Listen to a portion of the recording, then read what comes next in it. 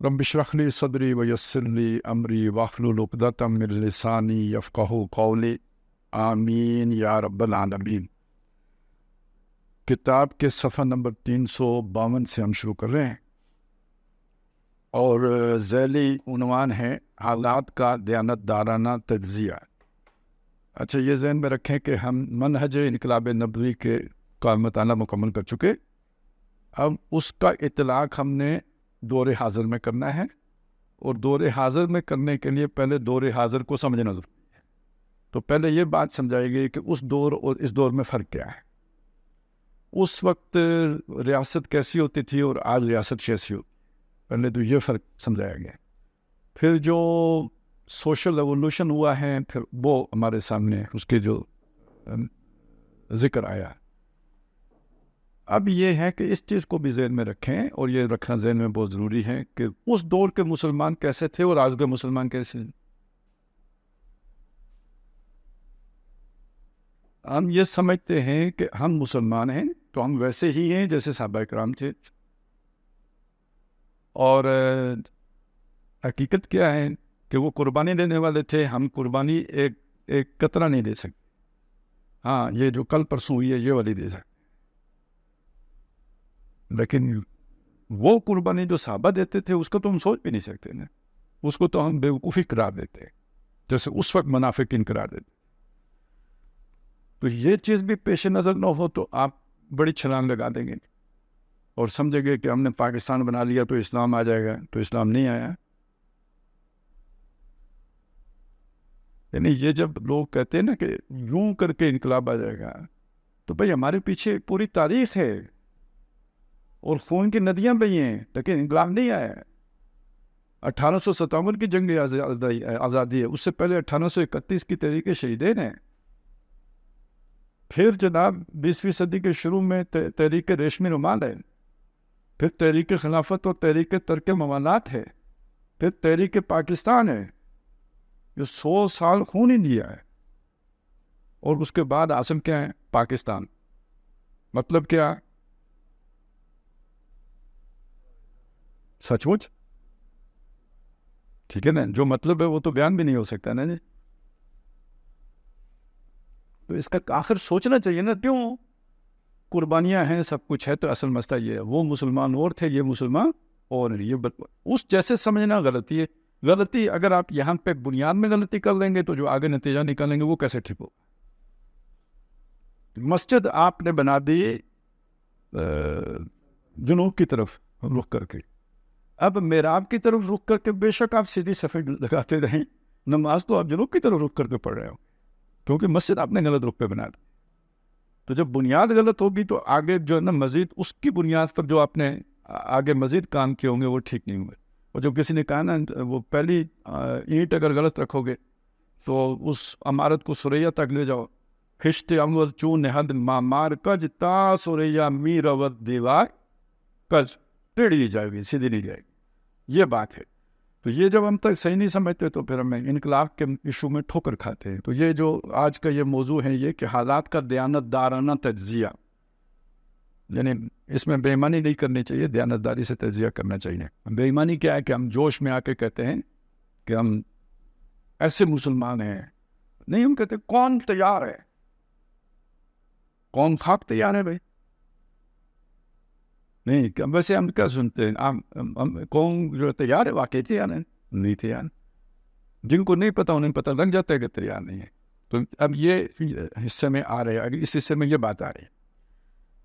हमारे माशरे में इस्लामी शायर मसलन नमाज, रोज़ा, ज़कात, हज की इजाज़त है, इस पर कोई पाबंदी नहीं है। हत्ता कि भुट्टो साहब के दौर में भी इन शायर से रोकता तो कोई नहीं था। अलबत्ता ये फ़ज़ा बड़ी हद तक पैदा हो गई थी कि भुट्टो साहब की पार्टी के अक्सर कारकुन इन चीज़ों का मजाक उड़ाने लगे थे। आजकल फिर ये फ़ज़ा मौजूद है। लिबरल हज़रात जो है ना, आप सोशल मीडिया के प्लेटफॉर्म्स पर देखेंगे तो मुसलमान हैं, वो अपने आप को मुसलमान कहते हैं, लेकिन ये कि इन चीज़ों का मजाक उड़ाते हैं। ज़ियाउल हक साहब के दौर में वो बात नहीं रही कि किसी नमाजी पर फ़िक्र चुस्त किए जाएँ या कोई सरकारी अफसर इस बात पर शर्माए कि वो अगर किसी फंक्शन या मजलिस से नमाज के लिए उठकर जाएगा तो लोग क्या कहेंगे। माहौल में कुछ ना कुछ तब्दीली पैदा हुई है, लेकिन सवाल ये है کہ کیا یہی سب کچھ ہے؟ ایک شخص کی رائے ہو سکتی ہے کہ یہ تو کچھ بھی نہیں ہے، بلکہ ہم نے صرف اوپر سے غازہ مل دیا ہے۔ غازہ کیا ہوتا ہے جی؟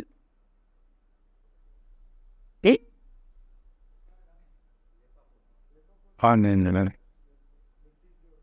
اور نہیں جی، کتنے مٹی ہے چہرے پہ جو سرخی نظر آتی ہے سر شان۔ اگلا مصرع کیا ہے؟ غازہ ہے یا سانگا و مینا کی ہے کرامات؟ تو سرخی سے کوئی تعلق غازے کا ہے؟ مجھے نہیں پتا کیا ہوتی ہے، ٹھیک ہے نا؟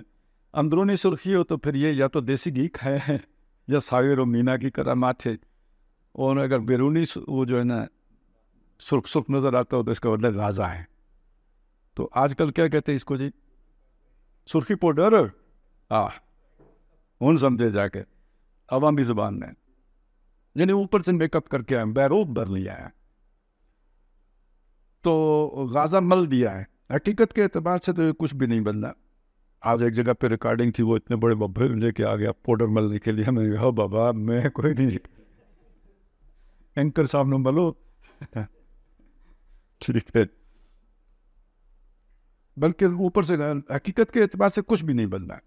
یہ محض تصنع ہے جس کے باعث عوام کے اندر اسلام سے بددلی پیدا ہو رہی ہے کہ ہمارے شب و روز تو وہی ہے جو پہلے تھے، بلکہ بگاڑ میں اضافہ ہی ہوتا چلا جا رہا ہے۔ وہی سرمایہ دار، جاگیردار، زمیندار کی حکومت ہے، وہی رشوت کا لین دین دھڑلے سے ہو رہا ہے، بلکہ خود سربراہ مملکت کے بقول اس کے نرخ بہت بڑھ گئے، رشوت کے نرخ بڑھ گئے ہیں، اسمگلنگ کا کاروبار کھلے بندو ہو رہے ہیں، سود کا لین دین جاری ہے، منشیات کی اندرونی اور بیرونی تجارت کھلے عام ہو رہی ہے، بلیک مارکیٹنگ کا دھندا زوروں پر ہے، ڈاکہ، چوری، لوٹ مار، قتل و غارت کا بازار گرم سے گرم تر ہوتا جا رہا ہے، اغوا اور عصمت دری کے واقعات بڑھتے جا رہے ہیں، علاقائی قومیتوں کا احساس مزید ابھر رہا ہے، اور ڈر ہے کہ کہیں جلد ہی یہ بہت خوفناک عفریتوں کا روپ نہ دھار لے۔ استحصالی اور جابرانہ نظام مضبوط سے مضبوط تر ہوتا جا رہا ہے۔ ایک طرف حالات کی صحیح تصویر یہ ہے، یعنی یہ سارا کون کر رہا ہے؟ امریکہ، برطانیہ، یہ خود مسلمان کر رہے ہیں، یہ ہیں مسلمان۔ اب ان مسلمانوں کو یہ کہنا کہ قوم تیار ہے، یہ ہے ہمارے سامنے ہر بندہ اپنے شعبے میں کرپٹ، چاہتا یہ ہے کہ اسلام آ جائے۔ ویسے تبدیلی والے بھی اکثر و بیشتر آپ کو وہی ملیں گے کہ اپنے کام میں کرپٹ ہوں گے، باقی پورے ملک میں وہ کرپشن ختم کرنے کے لیے جو ہے نا وہ نکلے ہوئے ہوں گے۔ یہ ہے مسلمان آج۔ ایک طرف حالات کی صحیح تصویر یہ ہے، دوسری طرف اسلام آ رہا ہے، اسلام آ رہا ہے کہ فلک شگاف نعرے لگائے جا رہے ہیں، بلند بانگ دعوے کیے جا رہے ہیں، حالانکہ آج کے اور 10-12 سال قبل کے معاشرے کا تقابل کیا جائے تو ماننا پڑے گا کہ سر منہ کوئی تبدیلی واقع نہیں ہوئی، یعنی بھٹو صاحب کا دور اور ضیاء الحق صاحب کے دور میں سر منہ کوئی تبدیلی واقع نہیں ہوئی، بلکہ بحیثیت مجموعی حالات روز بروز بدتر سے بدترین ہوتے چلے جا رہے ہیں۔ اگر ضیاء الحق صاحب کے دور میں بدتر سے بدترین، تو پھر پرویز مشرف کے دور میں ترین کے آگے تو پھر جہانگیر ترین ہی رہ گیا تھا، اور اس کے بعد تو پھر جب آج کا دور آیا ہے تو پھر تو سبھی ختم، الفاظ ختم، لغت جواب دے گئی، جیسے وہ نہیں چڑھائی چڑھتے ہوئے گاڑی جواب دے جاتی ہے، تو لغت ختم۔ بلکہ ہم نے اس معاشرے پر اوپر کا کچھ غازہ مل کر اور کچھ ظاہری ٹیپ ٹاپ کر کے اسے اسلامی معاشرہ کہہ دیا ہے، اور ساری دنیا میں اس کا ڈنڈورا پیٹا جا رہا ہے۔ ان حالات میں ضروری ہے کہ کوئی اللہ کا بندہ کھڑا ہو اور وہ برملا یہ حق بات کہے کہ ہمیں اس دھوکے کا پردہ چاک کرنا ہے، اور انقلابی طریقہ کار پر عمل کرتے ہوئے اس نظام کو بے و بن سے اکھاڑ کر اس کی جگہ صحیح و کامل اسلامی نظام قائم کرنا ہے۔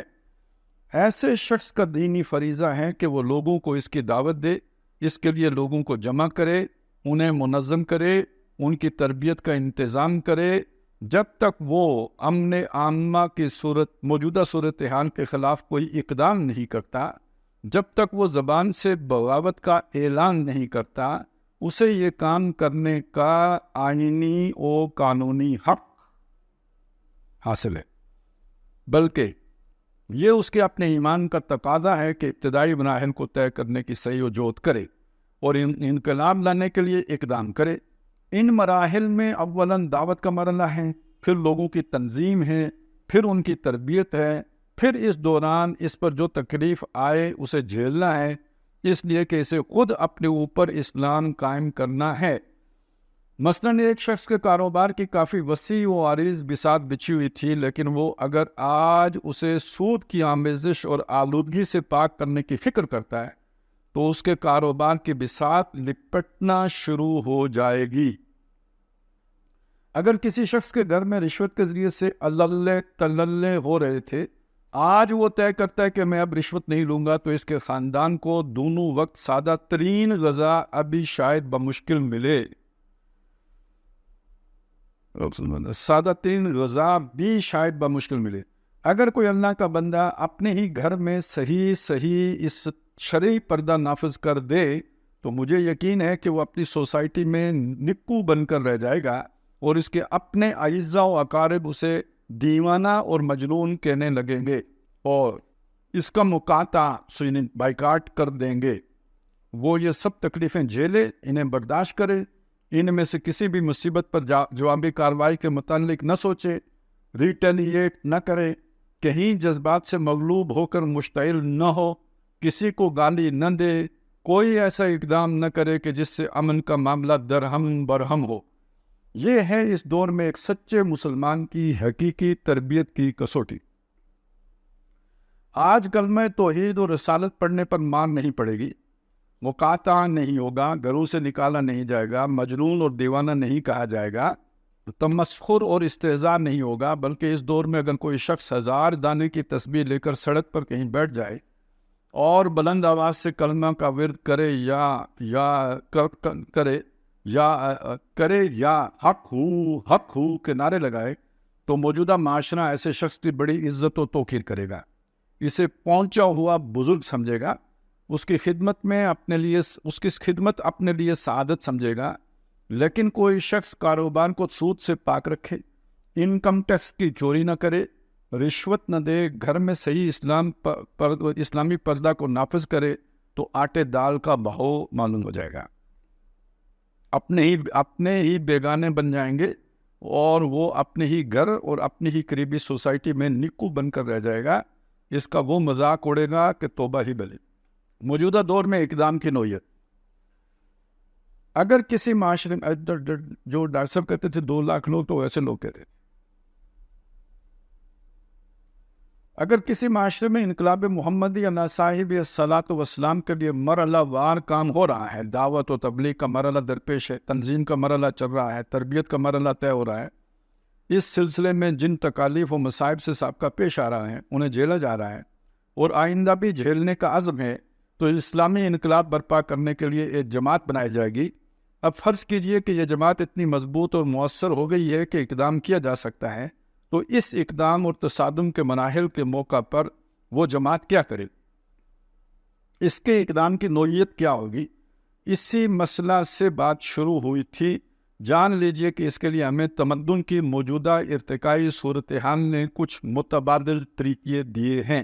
اب اسلامی انقلاب کے لیے اقدام کا واحد راستہ یہ ہے کہ اگر ایک ایسی تنظیم وجود میں آ جائے جو پہلے 4 مراحل یعنی دعوت، تنظیم، تربیت اور صبر محض سے گزر چکی ہو، تو وہ رائج الوقت نظام اور اس کو چلانے والے انتظامی ادارے یعنی حکومت کے مقابلے میں، حکومت کون ہوتا ہے؟ نظام کو چلانے والا انتظامی ادارہ کے مقابلے میں امر بالمعروف اور نہی عن المنکر کے فریضے کی ادائیگی کے لیے کمر کس لے اور جان ہتھیلی پر رکھ کر کھڑی ہو جائے، اور صرف زبانی و کلامی بات کرنے کے بجائے علی اعلان یہ کہے کہ اب فلاں منکرات ہم ہرگز نہیں ہونے دیں گے۔ سب سے بڑا منکر خود باطل نظام ہے۔ یہ کام اب ہماری لاشوں پر ہوگا، پھر اس پر ڈٹ جائے اور ہر نوع کی مالی اور جانی قربانی پیش کرنے سے دریغ نہ کرے۔ البتہ اس اقدام میں اس بات کا التزام اور لحاظ ضروری ہوگا کہ انہی منکرات کو چیلنج کیا جائے جو تمام مسالک کے ماننے والوں کے نزدیک مسلم ہوں۔ مطلب سود سب کے نزدیک ہے نا، میں فرض کریں، اب تو وہ بھی سب کے نزدیک نہیں رہا نا، اسلامی سود بھی شروع کیا ہے وہ، بس وہی کسی مسئلے میں اگر کسی کی شاذ رائے ہو کہ وہ منکر ہے تو ظاہر بات ہے کہ اس پر تمام مسالک کے لوگوں کو جمع نہیں کیا جا سکتا اور نہ اس پر کوئی تحریک ہی برپا کی جا سکتی ہے۔ ہدف اس کام کو بنانا ہوگا جو سب مسلمانوں کے نزدیک منکر ہو، جو سب کے نزدیک حرام ہو، مثال کے طور پر بے حیائی، عریانی، تبرج جاہلیہ، مرد و عورت کے مخلوط اجتماعات، عورت کی بطور اشتعال تشہیر، اور یوم پاکستان اور یوم استقلال کے مواقع پر افواج پاکستان کے ساتھ اللہ کے آخری نبی حضرت محمد صلی اللہ علیہ وسلم کی مانوی نوجوان بیٹیوں کی سڑکوں پر مردوں کے سامنے سینہ تان کر پریڈ، یہ سب وہ خلاف شریعت امور ہیں جن کے منکر ہونے کے بارے میں تمام مذہبی مکاتب فکر کے درمیان کوئی اختلاف نہیں۔ الغرض موجودہ دور میں اسلامی انقلابی جماعت منکرات یعنی خلاف شریعت کاموں کے خلاف مظاہروں کے ذریعے اقدام کا آغاز کرے گی۔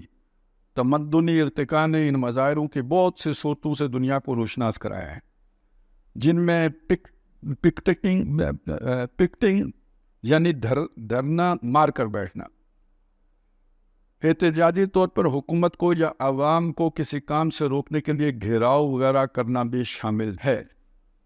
اقدام کی لازمی شرائط، البتہ اس موقع پر ان شرائط کا اعادہ ضروری ہے جن کو اس اقدام یعنی مظاہروں اور دیگر احتجاجی طور طریقوں کو اختیار کرنے کی صورت میں ملحوظ رکھنا لازم ہے، یعنی اپنی طرف سے ہاتھ بالکل نہیں اٹھانا ہے، کسی قسم کی توڑ پھوڑ نہیں کرنی ہے۔ قریباً 12-13 برس تک مکہ مکرمہ میں صبر محض یعنی پیسیو ریزسٹنس کا جو معاملہ رہا ہے کہ ہر قسم کے جور و ستم اور ظلم و تشدد کو صحابہ کرام نے جس پامردی سے برداشت کیا ہے، اپنی طرف سے جوابی کارروائی تو درکنار مدافعت تک نہیں کی، وہی طرز عمل اس اقدام یعنی مظاہروں، گھیراؤ وغیرہ کے معاملے میں اس انقلابی جماعت کو اختیار کرنا ہوگا۔ ان کا یہ عذر قابل قبول نہیں ہوگا کہ احتجاجی جلوس تو ہم نے نکالا تھا لیکن توڑ پھوڑ کوئی اور کر گیا۔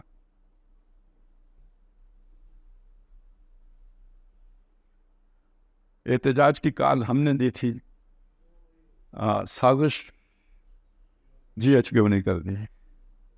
تازہ ترین مثال ہے۔ اگر سازش تو ہوگی، انہوں نے تو آپ کا مکٹ اپنا ہے، یہ تو آپ کو پہلے سے پتہ ہونا چاہیے، اور وہ آپ کے اندر اپنے تفریق کار داخل کریں گے، یہ تو ان کی ضرورت ہے، یہ تو اسٹریٹجی ہے۔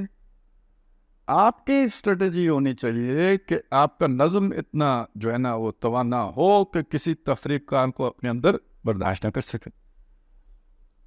آپ اس بات کو یعنی دیکھیں، مثال دی جاتی ہے بات سمجھانے کے لیے، کسی کی عظمت بیان کرنے کے لیے نہیں ہوتی، لیکن یہ مثال بھی اپنی یا کسی کی وہ کرنے مذمت کرنے کے لیے نہیں ہوتی، بات سمجھانا مقصود ہوتا ہے۔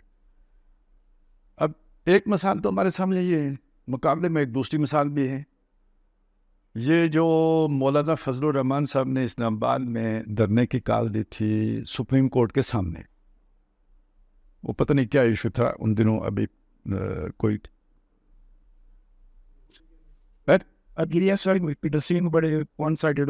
کچھ ایسا تھا نا، تو انہوں نے کال دی تھی یہاں پہ، تو اس میں کچھ لوگوں نے کوئی تخریبی ایکٹیویٹی کرنے کی کوشش کی تھی، یعنی وہ بظاہر ان کے شرکاء میں سے تھے، لیکن ان کے وہ جو ہوتے ہیں نا انصار الاسلام یا کیا، ہاں، انہوں نے ان بندوں کو پکڑ لیا اور پکڑ کے پولیس کے حوالے کر دیا۔ اگر وہ یہ نہ کرتے تو وہ جو آگ لگنی تھی وہ ذمہ کس کے لگتی؟ جمعیت علماء اسلام پہ لگتی۔ تو یہ ہر جماعت کو منظم، جب جاٹ صاحب کہتے ہیں منظم جماعت ہونی چاہیے، تو اس لیے منظم ہونی چاہیے، یہ اس لیے بھی منظم ہونی، کچھ اور معاملات بھی ہیں۔ ایک معاملہ یہ بھی ہے کہ اگر کوئی تخریبی ایکٹیویٹی، کوئی خارجی عنصر کرنے کی کوشش کرے تو خود آپ کی جماعت کے اندر اتنی یعنی طاقت ہونی چاہیے کہ ان کو پکڑ سکے، ان کو آئسولیٹ کر سکے، بلکہ یہ کہ انہیں پکڑ کے تو خود جو قانون نافذ کرنے والے ادارے ہیں ان کے حوالے کر دے، تاکہ پوری جماعت کے اوپر اس قانون شکنی کا الزام نہ آئے۔ جو طاقتور ہوتا ہے نا، اسے بہانا چاہیے ہوتا ہے، وہ تو بہانا ڈھونڈ رہا ہوتا ہے، اسے کوئی بہانا نہ ملے تو وہ یہ کہتا ہے کہ وہ بھائی تم نے میرا پانی گندا کیا ہے، وہ کہتے ہیں حضرت آپ اوپر والی سائڈ سے پی رہے ہو, میں نیچے والی سائڈ پہ لگا ہوا ہوں, میں نے اوپر پانی کدھر گدلا کر کے بھیجا ہے؟ نہیں, تیرے دادا نے کیا تھا, تیرے باپ نے کیا تھا. اب دیکھیں نا, کوئی بہانا چاہیے. تو جب آپ خود بہانا دے دیں گے تو پھر گلا شیلا کرنے کی ضرورت نہیں ہے, وہ تو بہانے کی تلاش میں ہے. تو انقلابی جماعت کو ان کا یہ عذر قابل قبول نہیں ہوگا کہ احتجاجی جلوس تو ہم نے نکالا تھا, یعنی کال ہم نے دی تھی, لیکن توڑ پھوڑ ایجنسیوں والے کر گئے, یعنی کوئی اور کر گیا, سے برات یہی ہے کہ حکومتی ایجنسیوں کے لوگ کر گئے. اگر ایسی انقلابی جماعت کے اثرات اتنے نہیں ہیں کہ وہ عوام کو پرامن رکھ سکے, اور نہ اس کے پاس ایسے کارکن ہیں جو عوام کو کنٹرول کر سکیں اور ہر نوع کی بدامنی کو قابو میں رکھ سکیں, تو ایسی صورت میں اس تنظیم کو مظاہروں کا حق نہیں ہے. اب آپ سمجھیں, یہ جملے تو 2-3 آئے, ہو سکتا ہے کہ ہم اگر ان پہ زور نہ دیں تو جو پڑھنے والا ہے ان کو ذہن میں لائے بغیر گزر جائے, اور وہ یہ سمجھ لے کہ میں نے ڈاکٹر صاحب کی یہ کتاب پڑھ لی ہے, اور پھر آج کے حالات دیکھ کے کہے کہ جی ڈاکٹر صاحب کا تو سوچ ہی غلط ثابت ہو گئی.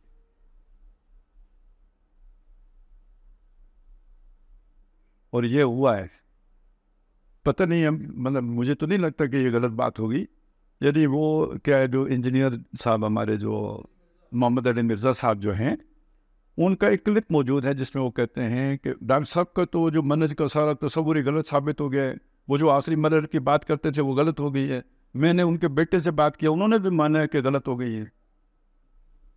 تو اب بیٹا جی نے اگر یہ چیزیں نہ پڑھی ہوں تو اس میں ابا حضور کا کیا قصور ہے؟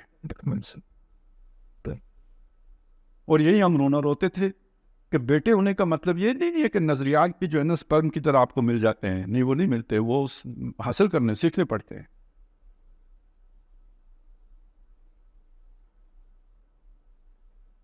اس اقدام کا مرحلہ اسی وقت آئے گا جب اس انقلابی جماعت کو اپنی امکانی حد تک یہ اندازہ ہو جائے اور یہ معلومات حاصل ہوں کہ ہمارے اپنے زیر اثر اور ہمارے تربیت یافتہ لوگ اتنے ہیں کہ وہ پرامن طریق پر سڑکوں پر آ کر مظاہرے کر سکتے. یہ توقع کہ ادھر سے آ جائیں گے یا کوئی ٹھیکے پہ آ جائیں گے یا وہ فلانے وہ والے جو ہیں وہ انتظام کر دیں گے, تو وہ پھر انتظام کر دیں گے, تو جو ٹرک سے اتریں گے تو وہ ٹرک پہ چڑھا بھی دیں گے. ان کے لیے تو پھر وقت آنے کا مسئلہ ہے نا, وہ یوں ہے تو یوں بھی ہو جاتا ہے. اپنے لوگ, یہ دیکھیے ایک ایک لفظ اپنی جگہ پہ اہمیت, اور ان کی اخلاقی ساکھ اتنی مضبوط ہے. یہ نہیں کہ اپنے لوگ چرسی ہوں اور لوفر لفنگے ہوں اور اپنے لوگوں کو جلسوں میں لانے کے لیے ادھر جا کے پگڑے ڈالنے پڑیں اور لڈی ہے جو مان لو جو ہے نا وہ کرنا پڑے. وہ اس آخرت کے عذاب علیم سے بچنے کے لیے جو ہے نا وہ ان کی موٹیویشن یہ ہو اللہ کی رضا اور اس عذاب سے نجات, اس جذبے کے تحت موٹیویٹ ہو کے آنے کے لیے جو تیار ہوں, یہ ہیں اصل لوگ. جو کسی اور وجہ سے آئیں گے وہ بھاگیں گے. جب وہ جو کیا بات تھی کہ جی اگر پولیس ہمیں مارے گئی تو انقلاب کیسے آئیں گے ہم.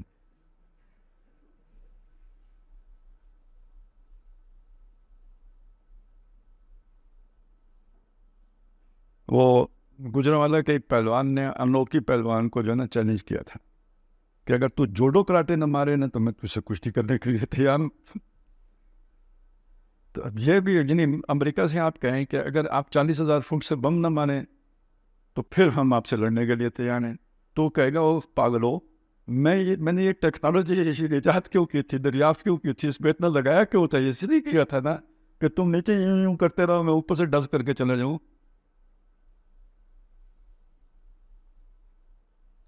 تو ان کی اخلاقی ساکھ اتنی مضبوط ہے کہ ان کے مظاہروں کے دوران بدامنی کا کوئی حادثہ نہ ہوگا, اور اگر چند شر پسند لوگ بدامنی پر اتر ہی آئیں تو ان کی تنظیمی طاقت اتنی مضبوط ہو کہ وہ ان اشرار کی گردنیں خود دبوچیں اور ان پر قابو پا کر انہیں حکومت کے حوالے کریں کہ یہ ہم میں سے نہیں ہیں. یہ تخریب کار عناصر ہیں جو اس پرامن اور عدم تشدد کی اسلامی تحریک کو سبوتائی کرنے کے لیے آ گئے. اس انقلابی تنظیم کے تربیت یافتہ جلوس نہ بسوں کو جلائیں گے، نہ نیون سائن اور ٹریفک سگنل توڑیں گے، نہ ہی وہ نجی یا سرکاری املاک کو نقصان پہنچائیں گے۔ ان جلوسوں اور مظاہروں کا مطالبہ یہ ہوگا کہ فلاں کام شریعت کی روح سے منکر ہیں، حرام ہیں، ہم ان کو کسی حال میں نہیں ہونے دیں گے۔ حکومت گرفتار کرے تو مظاہرین کوئی مزاحمت نہیں کریں گے۔ مزاحمت نہیں کریں گے کا مطلب یہ نہیں ہے کہ بھاگ جائیں گے، مطلب گرفتاری دیں گے۔ لاٹھی چارج کرے تو اسے جھیلیں گے، سمجھا مطلب؟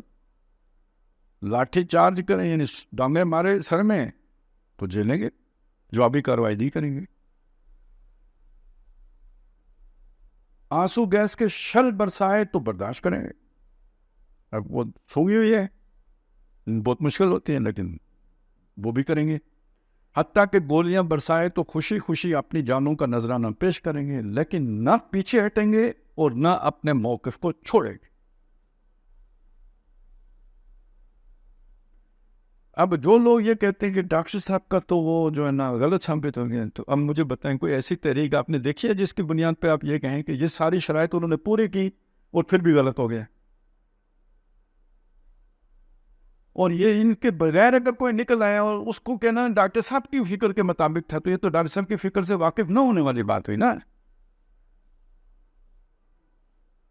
یہاں بعض حضرات کو یہ غلط فہمی لاحق ہو جاتی ہے، اور بعض حضرات دانستہ یہ غلط فہمی پیدا کرتے ہیں کہ یہ تو حکومت وقت کے خلاف بغاوت اور مسلح تصادم کی بات ہے، یعنی یہ جو ہم کہہ رہے ہیں تو یہ مسلح تصادم کی جو ہم بات کر رہے ہیں۔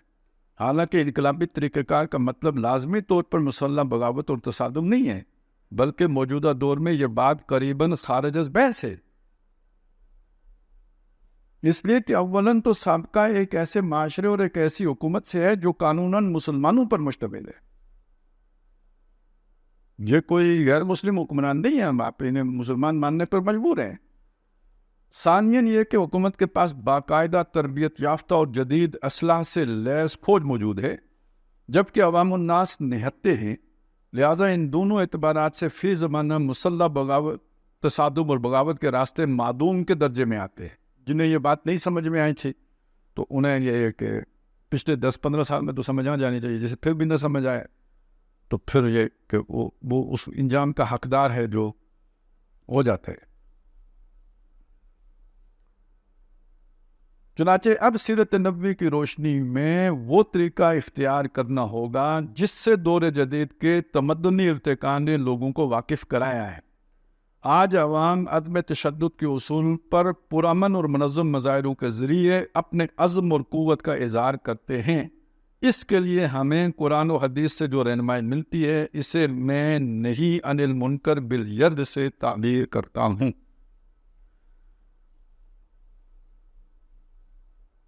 اب اس کے بعد نہی عن المنکر کی خصوصی اہمیت والا یہ حصہ ہے، اور اس میں جو ہے نا ڈاکٹر صاحب نے مختلف آیات اور احادیث کو کوٹ کیا ہے، اور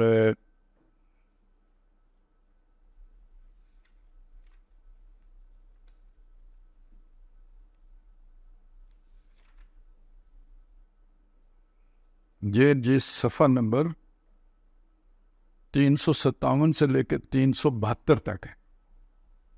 کتنے صفحے ہو گئے جی؟ یہ 3 اور 12 15 صفحے ہیں۔ تو میں اس کو جمپ لگانا چاہتا ہوں۔ یہ شامل اس لیے کیا گیا ہے کہ چونکہ ڈاکٹر صاحب نے اس فائنل میں جس کو ٹارگٹ بنانا ہے تو اس کے لیے جو عنوان بنایا وہ نہی عن المنکر کا بنایا، اور اب نہی عن المنکر کی احادیث میں قرآن کی آیات میں جو بھی ہیں وہ ساری جو ہے نا اس میں یعنی اس کی اہمیت وہ واضح کی گئی ہے کہ امت مسلمہ کا فرض ہے، یہ علماء کا بھی فرض ہے، یہ مسلمانوں کا بھی فرض ہے، وہ ساری آیتیں یہاں پہ رکھی گئی ہیں۔ تو جو بحث ہم لے کے چل رہے ہیں اس کے ساتھ اس کا کوئی براہ راست اس طرح کا تعلق نہیں بنتا۔ ایک نقطہ سمجھانے کے لیے کہ جو آپ نے فائنل جسے آپ کہتے ہیں نا یہ یعنی مطالبے لے کے کھڑے ہونا ہے، تو اس کو آپ نے کوئی دینی اگر جامہ پہنانا ہے تو اس کا عنوان امر بالمعروف اور نہی عن المنکر ہو، وگرنہ جو ہم بحث لے کے چل رہے ہیں اس میں سیدھی سیدھی بات ہے کہ حکومت کے ظالمانہ اقدامات کے خلاف احتجاج ہوگا، جس کو عوام سمجھ رہی ہو کہ یہ ظلم ہے. اس لیے کہ جو باتیں یہاں پہ دیکھیے، یہ اب ایک ایسی بات ہے، باقی ساری باتیں وہ ہیں جو سیرت سے محفوظ ہیں. یہ ایک ایسی بات ہے کہ جو ڈاکٹر صاحب نے ایک مثال کے طور پر سامنے رکھی ہے. اب آپ یہ بات سمجھ سکتے ہیں کہ آج جو عوام کی ایمانی سطح ہے، اس ایمانی سطح پر اگر آپ کھڑے ہو کے دیکھیں تو ان چیزوں کے لیے ان کے اندر موٹیویشن جلدی پیدا ہوتی ہے، یا یہ کہ ظلم کے خلاف کھڑے ہونے کا جذبہ ان کے اندر زیادہ پیدا. تو کیا ظلم خود منکر نہیں ہے؟ پھر جن باتوں کو ڈاکٹر صاحب نے یہاں پہ یہ کہا ہے کہ یہ مسلمہ منکرات ہیں، تو یہ 1980 میں تو شاید مسلمہ منکرات تھے، اب نہیں. اب وہ جو نا امیون ہو گئے ہیں ہم، مطلب بے پردگی، بے حیائی، عورتوں کی پریڈ، عورتوں کا ہاکی میچ، یہ اب کوئی ایشو نہیں رہا امت کے لیے.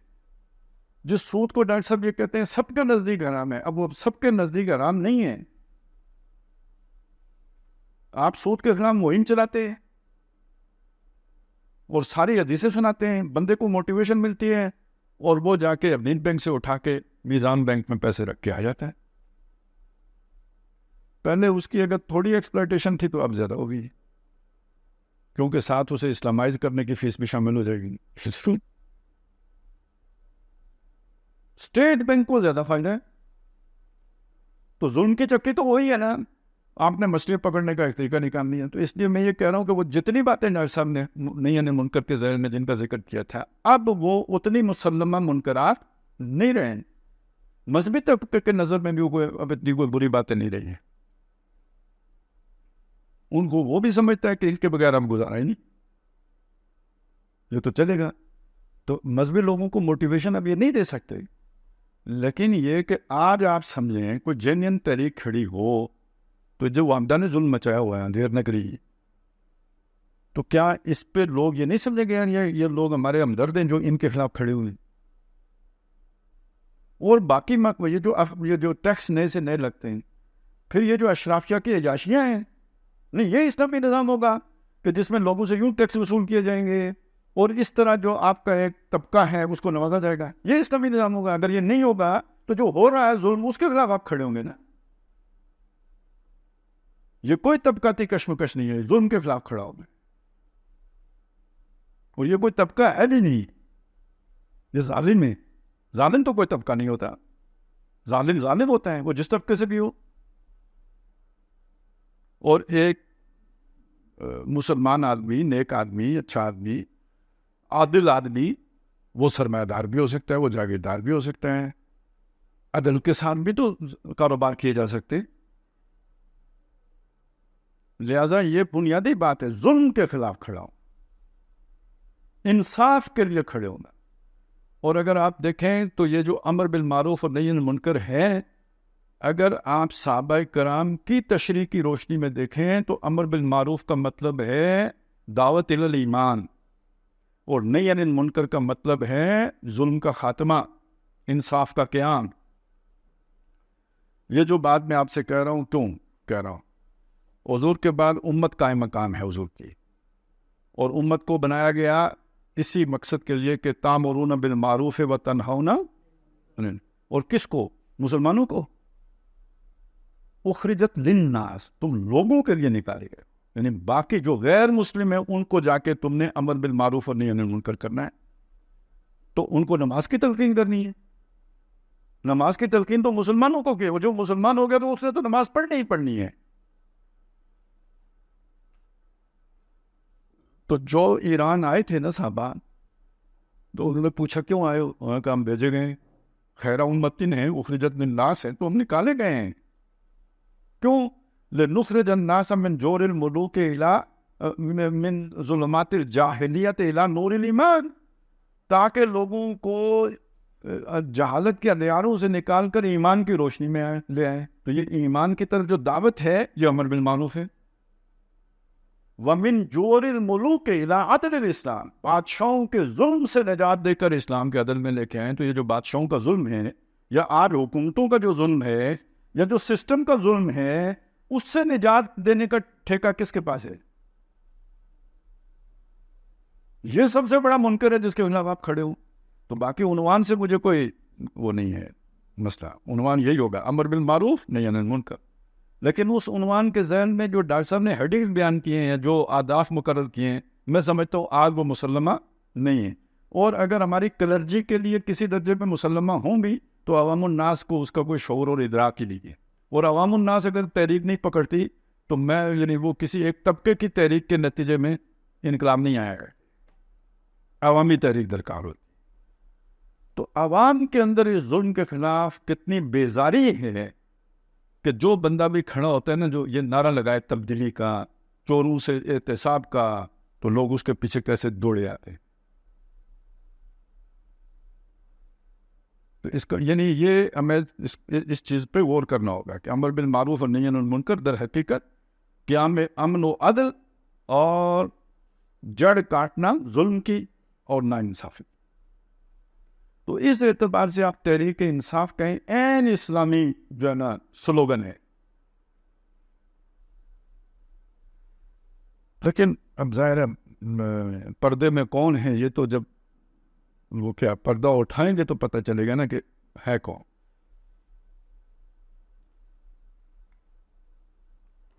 تو اس لیے میں نے وہ ساری جو ہے نا وہ اس کی اہمیت اپنی جگہ پہ، امر بالمعروف نہی عن المنکر، اس کی اہمیت کا کوئی انکار نہیں ہے. لیکن یہ کہ اس کا جو ہے نا ہدف یہ ہوگا اصل میں ظلم کا خاتمہ اور عدل کا قیام. اب آ جائیں جی خلاصہ بحث.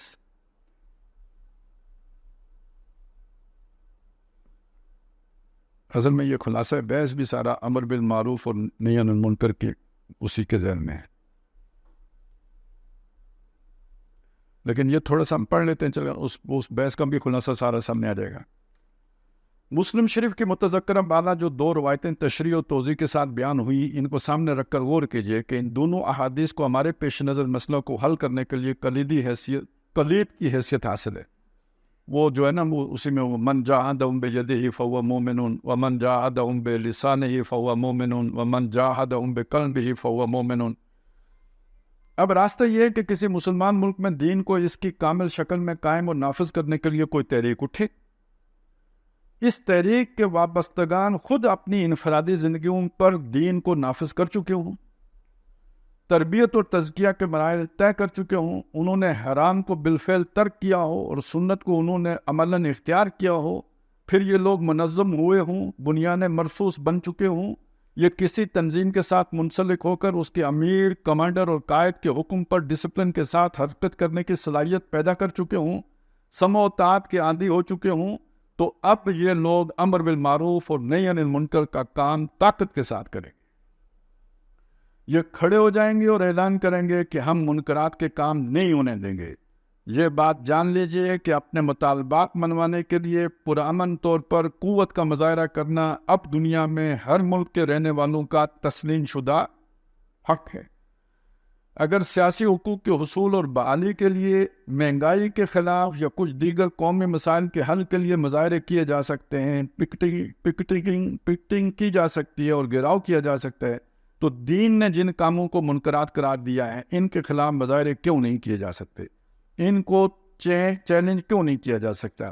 لیکن یہ مظاہرے پرامن ہوں گے، کہیں فساد نہیں ہوگا، کسی کو تکلیف نہیں ہوگی، قومی دولت کا کوئی ضیاع نہیں ہوگا. اس تنظیم کے وابستگان ساری تکلیفیں اپنے اوپر جھیلنے کے لیے تیار ہوں گے، ساری مصیبتیں خود برداشت کریں گے، اپنی جان ہتھیلی پر رکھ کر میدان میں نکلیں گے. اگر حکومت وقت گولیاں چلائے گی تو اپنے سینے پیش کریں گے. اگر یہ معاملہ ہو جائے اور یہ مرحلہ آ جائے تو یہ بات جان لیجئے کہ آخر کب تک، یعنی گولیاں کب تک چلائیں گے. اس مسلمان ملک کی مسلمان پولیس ان پر لاٹھیاں برسائے گی اور مسلمان فوج کب تک گولیاں چلا کر ان نہتے مظاہرین کو مارے گی جو صرف اللہ کے لیے منکرات کے خلاف نکلے ہوں. پھر یہ فوج کتنوں کو مارے گی. یہ بات بھی اچھی طرح جان لیجئے کہ کوئی جابر سے جابر حکمران بھی ایک حد سے آگے نہیں جا سکتا. ایران کی مثال، اس کا سب سے بڑا نمونہ ہمارے سامنے شہنشاہ ایران کا انجام ہے. وہ شاہ ایران جس کے پاس ایشیا کا سب سے بڑا اسلحہ خانہ تھا، جس کے پاس ساوک جیسی شفاف پولیس تھی، جس کے مقابلے کی شفاف پولیس کسی کمیونسٹ ملک میں تو شاید موجود ہو، باقی دنیا میں اس کے مقابلے کی کوئی پولیس موجود نہیں۔ جس طرح کے مظالم اس ایرانی پولیس نے ڈھائے ہیں اور جس خوفناک قسم کی اذیتیں اس نے انقلابیوں کو دی ہیں، اس کی مثال موجودہ دور کے کسی ملک میں مشکل ہی سے ملے گی۔ لیکن شہنشاہ ایران جو خود کو آریہ مہر کہلواتا تھا اور جو سائرس ثانی بننے کے خواب دیکھ رہا تھا، اس کی ساری طاقت اور سارا دبدبہ ان سرفروشوں کی قربانیوں کے آگے خس و خاشاک کی طرح بکھر کر رہ گیا جو اس کے خلاف مظاہروں کی صورت میں جان دینے کے لیے سڑکوں پر آ گئے تھے۔ بالآخر اس کی پولیس عاجز آ گئی اور فوج نے ان مظاہرین پر گولیاں چلانے سے انکار کر دیا۔ نتیجہ یہ نکلا کہ اس کو اپنا ملک چھوڑ کر فرار ہونا پڑا، اور حد تو یہ ہے کہ مرنے کے بعد اسے اپنے وطن میں دفن ہونے کے لیے جگہ بھی نہ مل سکی۔ اس کے دوست ملک نے اس کے ساتھ وہ سلوک کیا جو کسی مہلک متعدی مرض میں مبتلا کے ساتھ کیا جاتا ہے۔ کوڑ شوڑ ہو جائے کسی کو تو دوسرے کو لگنے کا خطرہ ہو تو اس بندے کو بے شک عزیز ہو تو اس سے دور بھاگا جاتا ہے۔ اس سے یہ نتیجہ برآمد ہوتا ہے کہ جب ایک منظم انقلابی جماعت رائے حق میں جان دینے کے لیے آمادہ ہو جائے تو اسے ملک کے عوام کی اتنی اخلاقی اور عملی حمایت حاصل ہو جاتی ہے کہ پھر اسے کچلنا اور ختم کر دینا آسان نہیں رہتا۔ ایسی جماعت کو بغاوت کا اعلان کرنے کی قطعاً کوئی ضرورت نہیں ہوتی، نہ اسے ہتھیار اٹھانے کی ضرورت ہوتی ہے، بلکہ اس کا حال تو یہ ہوتا ہے کہ جب وقت شہادت آتا ہے دل سینوں میں رقصاں ہوتے ہیں، کوئی طاقت ایسے جان بازوں اور سرفروشوں کا راستہ نہیں روک سکتی۔ 3 ممکنہ نتائج۔ اس طریقہ کار کے 3 ممکنہ نتائج نکل سکتے ہیں۔ ایک یہ کہ حکومت اگر ان مظاہروں کے نتیجے میں پسپائی اختیار کرے، یعنی منکرات کو ختم کرنا شروع کر دے، تو اور کیا چاہیے؟ ایک منکر کے بعد دوسرے اور دوسرے کے بعد تیسرے منکر کے خلاف مظاہرے جاری رہیں گے۔ اس طرح اگر ہم ایک ایک کر کے منکرات کو ختم کراتے چلے جائیں تو اسلامی انقلاب آ جائے گا، تبدیلی برپا ہو جائے گی اور پورے کا پورا نظام صحیح ہو جائے گا۔ لیکن جب تک نظام مکمل طور پر اسلامی نہیں ہوگا، یہ جدوجہد جاری رہے گی۔ دوسرا ممکنہ نتیجہ یہ نکل سکتا ہے کہ حکومت وقت اپنی بقا، اپنی انا اور اپنے مفادات کے تحفظ کا مسئلہ بنا لے اور طاقت سے اس اسلامی تحریک کو کچلنے کی کوشش کرے۔ اس موقع پر ذرا ٹھہر کر حکومت وقت کی ماہیت و حیت کو سمجھ لیجیے۔ اصل میں آپ نے اس کی طاقت کو سمجھنا ہے نا، کیونکہ اس نے اب آپ کے ساتھ ٹکرانا ہے، تو آپ نے اس کی کمزوری دیکھنی ہے کہ اس کا کمزور پہلو کون سا ہے، تو وہ بتایا جا رہا ہے۔ وہ کیا ہوتی ہے؟ حکومت کیا ہوتی ہے؟ ہر حکومت کسی نہ کسی طبقے کی نمائندگی کر رہی ہوتی، وہ معاشرے کے کسی طاقتور طبقے کے مفادات کے محافظ بن کر بیٹھی ہوتی ہے۔ کوئی بات سمجھ میں آئی؟ نہیں سمجھ میں آئی؟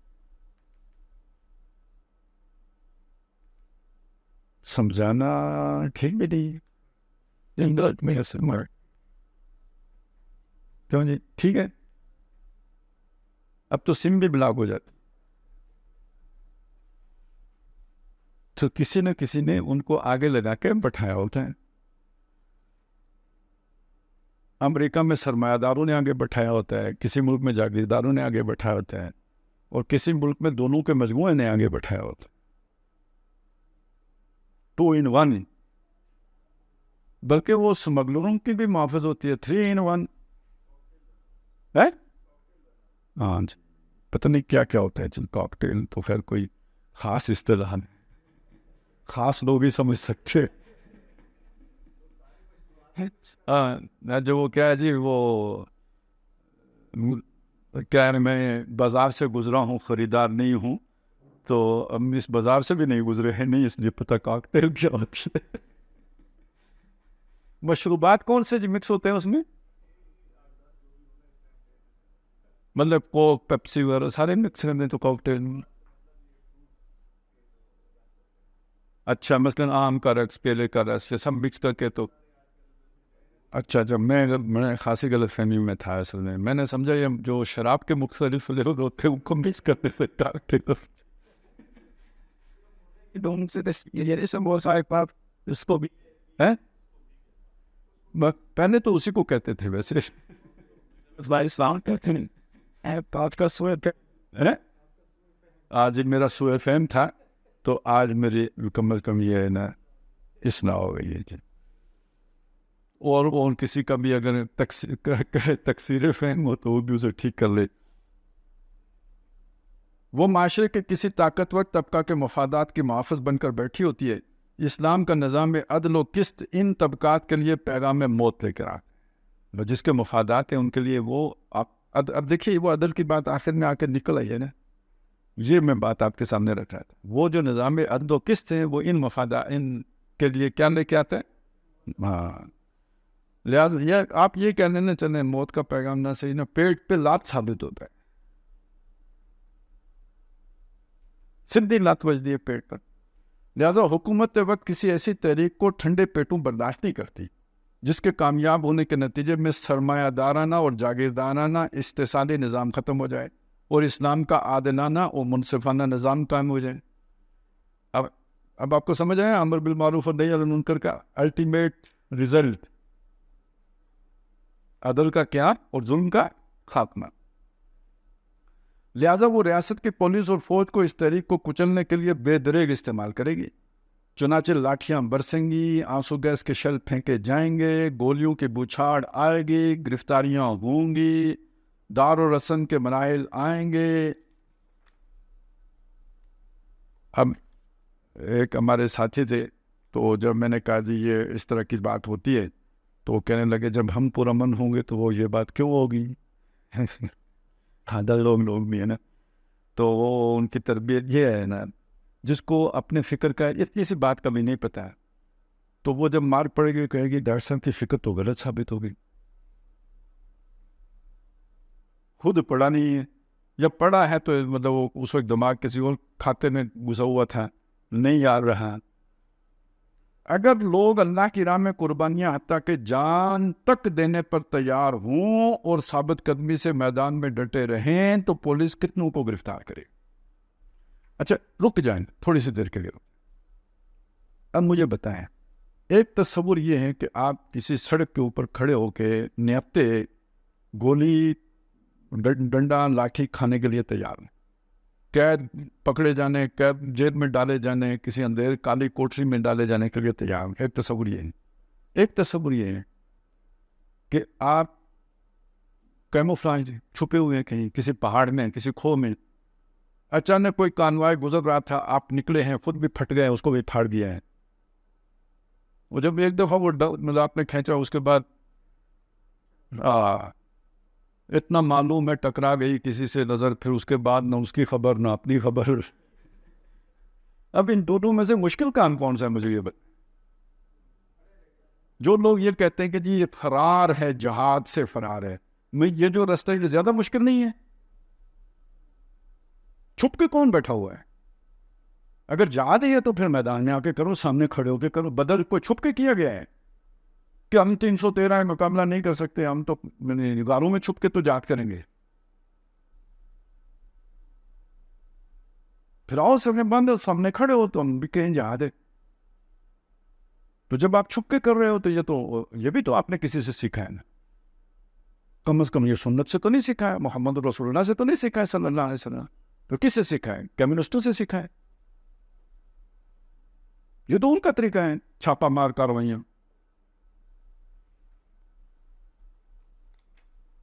یہ مشکل ہے کہ آپ ہاتھ باندھ کے مار کھائیں, مارتے ہوئے مرنا آسان ہے. اور ثابت قدمی سے میدان میں ڈٹے رہے ہیں تو پولیس کتنوں کو گرفتار کرے, فوج کتنوں کو اپنی گولیوں سے بھونے گی. اگر تحریک کے کارکنوں نے صبر و استقامت کا ثبوت دیا تو پورے وثوق کے ساتھ کہا جا سکتا ہے کہ بالآخر پولیس اور فوج جواب دے دے گی کہ یہ مظاہرین ہمارے ہی ہم مذہب اور ہم وطن ہیں, ہمارے ہی اعزاء و اقرباء ہیں. اب یہ سمجھیے کہ تخریب کاری کی ضرورت یا جو وہ ہوتا ہے نا اس کی کیوں پیش آتی ہے. یہ آرڈر گولی ماننے کا کس کا ہوتا ہے؟ مفاد یافتہ طبقے کا. گولی بندوق کس کے ہاتھ میں ہوتی ہے؟ جس کے ہاتھ میں ہوتی ہے مجھے بتائیں وہ اس کلاس سے تعلق رکھتا ہے یا آپ کی کلاس سے تعلق رکھتا ہے؟ پھر وہ آپ کو کیوں گولی مارتا ہے؟ آپ کہیں تنخواہ کی وجہ سے، وہ تنخواہ کی وجہ سے اس نے ایک گولی مار لی، 2 مار لی. اصل مسئلہ یہ نہیں ہوتا. جب آپ اسے پتھر مارتے تو آپ کی اور اس کی جنگ بن جاتی. جب آپ اس کی لاٹھی چھین کے اس کے سر پہ مارتے، یہ اب پرسنل ہو گئے ہیں. یہ خواہش کس کی ہوگی کہ اس کے اندر غصہ پیدا ہو جائے آپ کے خلاف؟ ان کی ہوگی جو اسے گولیاں مارنے کا آرڈر دے رہے. اور اگر آپ پرامن رہتے ہیں تو وہ صرف ان کا آرڈر اوبے کر رہا ہے، آپ نے اس کے اندر کوئی ریئیکشن نہیں پیدا کیا. آپ کے پیسیو سٹانس نے اس کے اندر کوئی ریئیکشن نہیں پیدا کیا. جو وہ ایکشن کر رہا ہے وہ خالصتاً تنخواہ لینے کے لیے کر رہا ہے. تو اس کی تنخواہ آخر کب تک اسے کرائے کا قاتل بننے پہ مجبور رکھیں گی؟ اس کا بھی ضمیر ہے، وہ بھی شام گھر جاتا ہے، اس کے بھی بچے ہیں. ہو سکتا ہے کسی جگہ پہ اس کا بچہ کام آ گیا ہو، بھتیجا آ گیا ہو، بھانجا آ گیا ہو، کوئی اور رشتہ دار آ گیا ہو. یہ ایک تھنکنگ پروسیس شروع ہوتا ہے.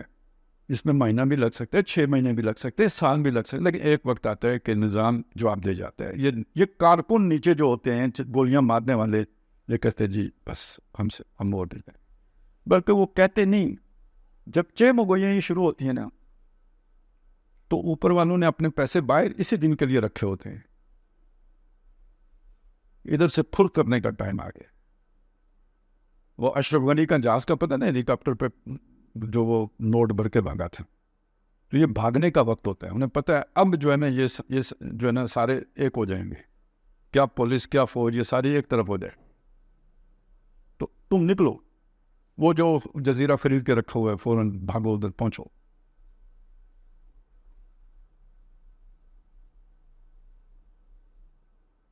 کہ بالآخر پولیس اور فوج جواب دے دے گی کہ یہ مظاہرین ہمارے ہی ہم مذہب اور ہم وطن ہیں، ہمارے ہی اعزاء و اقارب ہیں. یہ لوگ اپنی کسی ذاتی غرض کے لیے میدان میں نہیں آئے ہیں، بلکہ اللہ کے دین کی سربلندی اور اس کے قیام کے لیے اپنی جانوں کا نذرانہ پیش کرنے کے لیے نکلے ہیں. تو آخر ہم کب تک ان کو اپنی گولیوں سے بھونتے چلے جائیں گے؟ نتیجہ یہ نکلے گا کہ حکومت کا تختہ الٹ جائے گا اور تحریک کامیابی سے ہمکنار ہوگی، جیسا کہ ایران میں ہوا کہ شہنشاہ ایران جیسے آمر مطلق کو بھی ایسی صورتحال میں بحسرت و یاس ملک چھوڑ کر فرار ہونا پڑا. تو یہ 2 ممکنہ صورتیں تو تحریک کی کامیابی کی ہیں. یعنی ایک تو حکومت مطالبے مانتی چلی گئی، اور دوسرا یہ کہ حکومت کو اپنے بھاگنے پر مجبور کر دیا. ایک تیسرا نتیجہ یہ نکل سکتا ہے کہ حکومت وقت اس تحریک کو کچلنے میں کامیاب ہو جائے. اس صورت میں جن لوگوں نے اسلام میں جانیں دی ہوں گی ان کی قربانیاں ہرگز ضائع نہیں ہوں گی. وہ انشاءاللہ العزیز اللہ تعالیٰ کے یہاں اجر عظیم اور فوز کبیر سے نوازے جائیں گے. یہ واضح رہنا چاہیے کہ ہم نظام کو بالفعل بدلنے کے مکلف اور ذمہ دار نہیں ہیں، البتہ اس کو بدلنے کی جدوجہد ہم پر فرض ہے. مزید برآں انہی جان نثاروں اور سرفروشوں کے خون اور ہڈیوں کی کھاد سے انشاءاللہ جلد یا بدیر کوئی نئی انقلابی اسلامی تحریک ابھرے گی. اب یہ کتنا لمبا عمل ہوتا ہے کہ بعض لوگوں نے یہ جو تحریک ملا عمر والی تھی، یا جو افغانستان میں جہاد روس کے خلاف ہوا، اس کے ڈانڈے جا کے تحریک شہیدین سے ملائے.